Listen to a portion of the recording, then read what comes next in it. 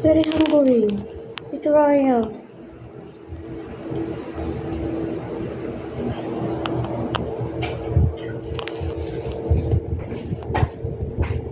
Saan daw ilalagay ang inunan?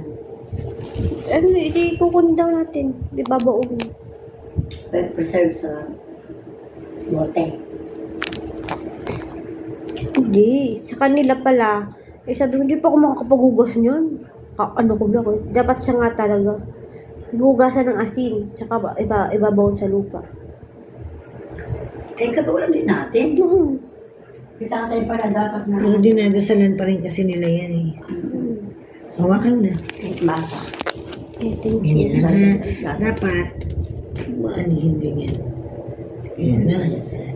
Sabi niya, nag-iba pa siya na. Ganyan nyo ha. Tapos dapat mamaya pagkatapos siya nakataligid na.